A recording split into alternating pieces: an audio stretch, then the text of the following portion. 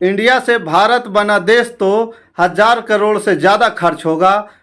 आंकड़ा देखकर आप भौचक्का रह जाएंगे। इलाहाबाद का नाम बदलने पर यूपी सरकार को 300 करोड़ रुपए से अधिक का खर्च आया था। नमस्कार, मैं हूं पवन चंचल और आप देख रहे हैं जनजोश न्यूज़। अगर आप इसे फेसबुक पे देख रहे हैं तो फॉलो कीजिए और यूट्यूब पे देख रहे हैं तो सब्सक्राइब कीजिए। इंडिया या भारत, 5 सितंबर के दिन देश में दोनों नामों पर सियासी बवाल मचा रहा। कहा जा रहा है कि मोदी सरकार देश का नाम इंडिया से बदलकर भारत कर देगी। हालांकि शाम ढलते ढलते केंद्रीय मंत्री अनुराग ठाकुर की तरफ से कहा गया कि सरकार संसद का विशेष सत्र नाम बदलने के लिए नहीं बुला रही है।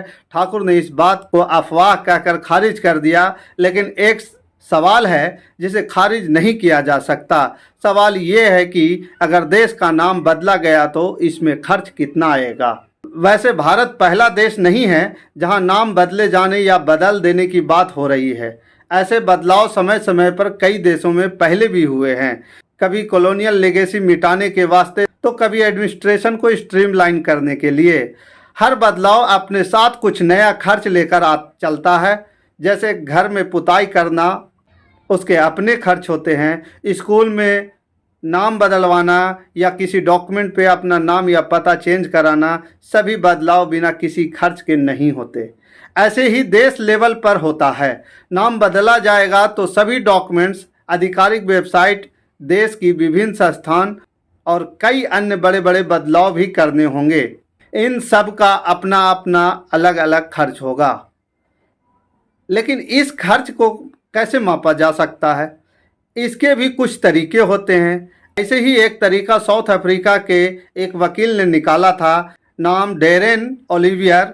आउटलुक में छपी खबर के मुताबिक ओलिवियर ने अफ्रीकी देश में नाम बदलने की प्रक्रिया की तुलना किसी बड़े कॉरपोरेट की रीब्रांडिंग एक्सरसाइज से की। उनके मुताबिक एक बड़े कॉरपोरेट हाउस की औसत मार्केटिंग कॉस्ट उसके रेवेन्यू का 6% होती है।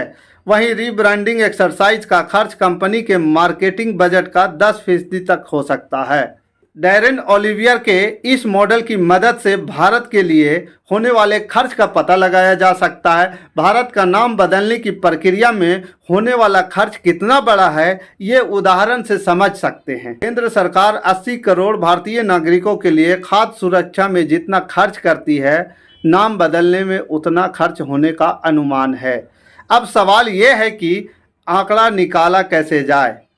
आउटलुक की रिपोर्ट के मुताबिक साल 2023 में खत्म हुए वित्तीय वर्ष के लिए भारत की राजस्व प्राप्ति 23,84,000 करोड़ रुपये थी।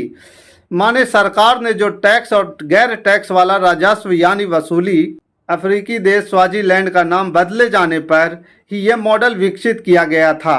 स्वाजीलैंड का नाम बदलकर इस्वातिनी रखा गया था।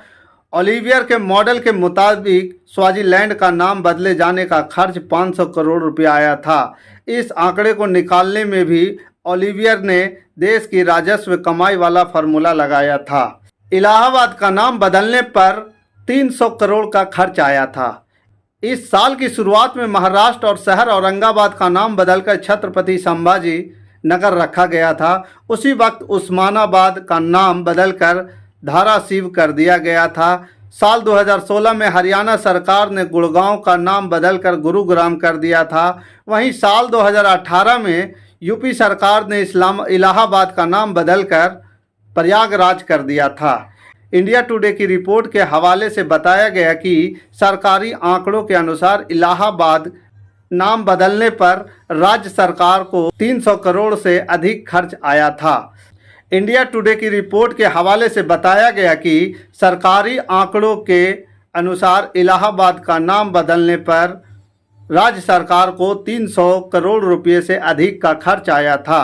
बहरहाल भारत का नाम बदला जाएगा या नहीं, इस पर सरकार की तरफ से अभी कोई भी आधिकारिक प्रतिक्रिया नहीं आई है। संसद का विशेष सत्र किस वजह से बुलाया गया है, इसके लिए सत्र शुरू होने का इंतजार करना होगा, तभी पिक्चर साफ होगी। बाकी आगे की खबरों को जानने के लिए आप हमारे साथ बने रहिए। धन्यवाद।